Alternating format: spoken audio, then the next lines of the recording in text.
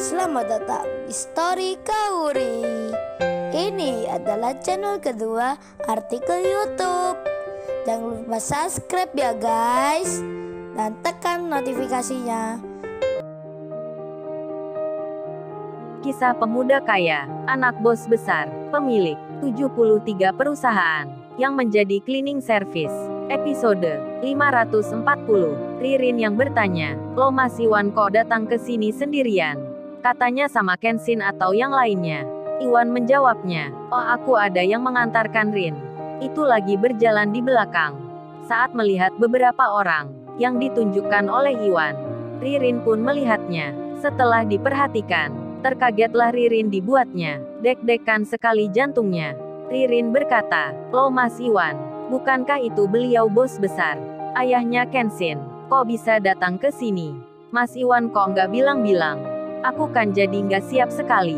Ada banyak lagi orangnya." Iwan pun melihat Ririn, yang nampak kebingungan. Iwan lalu menjawabnya, "Oh itu Rin sama. Aku juga nggak mengira sebelumnya. Padahal tadi, aku mau mengajak Kenshin, tapi malah diantarkan bos besar." Ririn yang nervous sekali, hendak masuk ke dalam, untuk menyiapkan minuman. Namun bos besar dan pegawainya, sudah tiba di depan rumah. Bos besar pun menyapa Ririn. Ririn sampai kagok dibuatnya. Menjawabnya dengan terbata-bata, mari pak silahkan masuk. Maaf pak rumahnya kecil begini. Maafkan juga, saya belum sempat membuat jamuan. Soalnya saya belum tahu, kalau bapak sekalian, akan datang ke sini. Mari silahkan masuk." Iwan pun berkata sama. Kemudian masuklah bos besar, didampingi para tangan kanannya. Waduh bukan main. Iwan yang pekerja cleaning service, diantar langsung oleh orang yang penting, yang jabatannya paling tinggi, yang membawahi puluhan perusahaan ternama. Ririn pun sampai gemetar dibuatnya, melihat hal yang tiba-tiba di rumahnya. Ririn memanggil ibunya, kemudian Ririn bicara, "Ini pak ibu saya, dan ini ibu kenalkan. Beliau ini ayahnya Mas Kenshin." Bos besar pun menyapa, lalu mengutarakan maksudnya. "Begini bu maksud kedatangan kami. Ini saya selaku pribadi, mengantarkan Iwan ke sini. Iwan ini temannya anak saya, dan sudah seperti keluarga. Ini saya mau membicarakan tentang kepentingannya Iwan. Kalau Mbak Ririn dan Ibu berkenan, saya akan melanjutkan." Bos besar bicara merendah, dengan sopan dan santun. Beliau minta izin dulu. Meski bos besar orang yang kaya, punya kuasa dan kedudukan, tak semerta-merta beliau bersikap seperti orang yang berada di atas. Ririn pun takjub dibuatnya. Orang penting yang punya kedudukan tinggi, bicaranya santun dan hormat sekali pada dirinya dan ibunya. Ibunya Ririn pun mempersilahkan, dan pembicaraan pun berlangsung. Sampai pada akhirnya, Iwan menelpon emaknya, memberitahukan tentang dirinya. Singkat cerita, emaknya diberi kabar kalau sekarang bersama ayah temannya.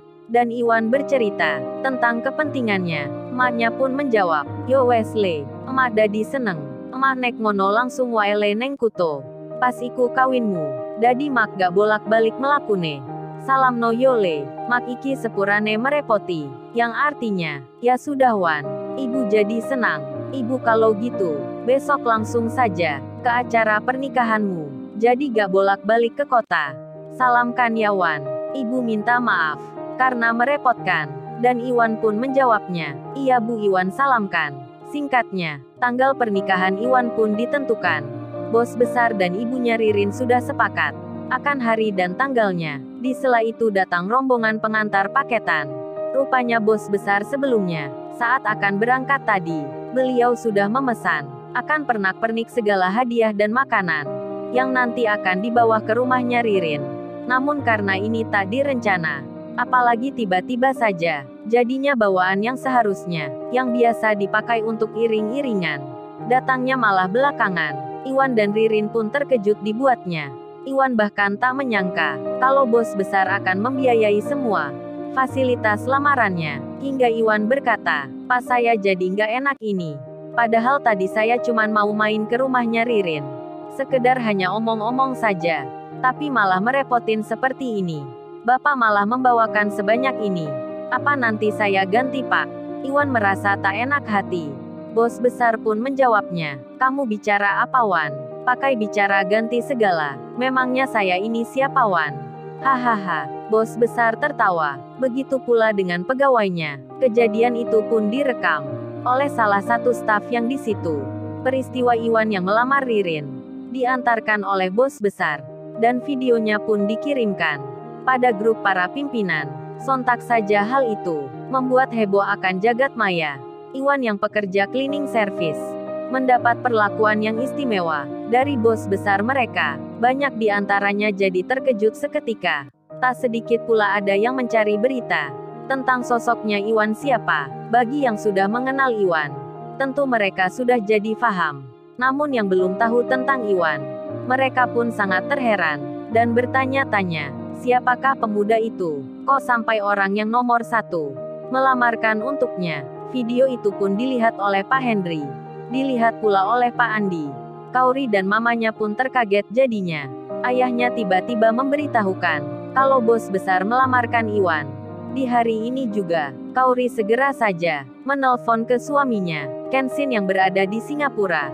Mendapat telepon dari istrinya. Saat itu Kenshin baru saja keluar dari kamarnya Tuan Sasaki. Larissa pun ada di dalam bersama mamanya. Kenshin yang duduk di kursi langsung mengangkatnya. Kenshin bicara, "Halo Kauri, ada apa nih telepon?" Kauri pun berkata, "Oh ya Sai, gimana ya urusannya? Sudah selesai ya menjenguknya?" Kenshin menjawabnya, "Sudah selesai ini Kauri. Ini baru saja aku melihatnya. Dan syukurlah semua baik-baik saja. Habis ini atau besok aku akan kembali." Kauri menyahutnya, "Tapi kalau capek Sai, kamu menginap saja dulu. Entar kamu jadi sakit kalau kelelahan." "Oh ya Sai, aku mau mengabarkan. Ini barusan ayahku dapat kabar. Kalau ayah hari ini baru saja melamarkan Mas Iwan ke rumahnya Ririn bersama pegawai ayah yang penting." Kenshin pun terkejut mendengarnya, sampai ia bilang, "Apa-apa Kauri? Maksudnya ayahku? Kok aku nggak diberitahu?" Kauri langsung membalasnya, "Iya Sai, aku juga sama. Ayah pun sampai bingung. Tak diberi kabar juga." Dan Kenshin pun bilang, "Kalau gitu aku tak telepon ayah saja Kauri. Kok mendadak sekali? Padahal kita kan punya rencana. Ingin buat kejutan ke Iwan." Dan Kauri membalasnya, "Iya Sai, coba telepon aja ke ayah. Aku juga ingin tahu jawabnya." Kenshin pun segera saja menelpon ke ayahnya sendiri. Saat itu bos besar lagi di jamu makan-makan. Iwan pun sibuk membantu Ririn. Di tengah itu handphone bos besar berdering. Bos besar pun mengangkatnya dengan panggilan video call secara langsung. Kenshin bicara, "Ya apa benar Iwan sekarang lamaran ya?" Dan ayah yang mengantarnya. Ayahnya pun menjawab, "Iya Ken, itu benar. Ini sekarang ayah di rumah calon mempelai wanitanya." Kenshin pun bertanya, "Kok tiba-tiba mendadak gitu ya?" Ayahnya pun menjelaskan, seperti keadaan yang sebenarnya. Setelah menyimak cerita ayahnya, Kenshin jadi mengerti. Kemudian Iwan bicara ke Kenshin. Bersama Ririn di sampingnya, Kenshin terlihat di luar negeri. Nampak ada di rumah sakit. Ririn pun jadi mengerti. Ternyata Kenshin ada kepentingan. Kemudian Ririn dipanggil ibunya. Ririn pun bergegas masuk ke dalam. Sedang Iwan melanjutkan bicara dengan Kenshin. Tapi tiba-tiba kemudian, Iwan melihat seorang wanita yang keluar dari pintu kamar. Tepat ada di belakangnya Kenshin. Iwan pun jadi terkaget melihatnya. Wanita itu sepertinya bernama Larissa, putrinya Tuan Sasaki, yang pernah bermasalah dengannya. Dan Iwan agak terkejut dibuatnya. Mengapa Kenshin bersama Larissa di sana? Beruntungnya yang melihat itu adalah Iwan, dan bukan Kauri. Kalau Kauri yang melihatnya, bisa-bisa nanti dunia ini akan berakhir. Terlihat oleh Iwan. Larissa menyapa Kenshin. Kenshin pun menjawabnya. Dan Iwan yang ada di telepon itu dilihat pula oleh Larissa. Larissa pun tersenyum ke Iwan. Iwan pun membalasnya. Dan Kenshin bilang, "Ya sudah Wan, selamat kalau gitu. Kamu sudah lamaran dengan Ririn. Dan maaf Wan, aku tak bisa mengantarmu. Tak ikut hadir di situ." Habis ayah langsung memutuskan. Jadinya tak sempat aku membuat kejutan. Kenshin tertawa. Dan Iwan pun juga. Saat itu Larissa mendengarnya. Ternyata cowok desa yang bernama Iwan ini sekarang lagi lamaran. Larissa pun berpikir di benaknya tentang Kenshin yang ada di sini. Meski teman baiknya punya acara yang penting, tapi dia lebih memilih mengunjungi ayahnya yang sakit. Larissa pun dibuat baper jadinya. Terbawa perasaan hatinya akan keberadaan Kenshin di tempatnya. Lalu, bagaimana kisah selanjutnya? Subscribe channel ini untuk episode berikutnya. Terima kasih. Jangan lupa ya guys, untuk kelanjutan ceritanya ada di channel Story Kauri. Jangan lupa subscribe ya guys, dan tekan notifikasinya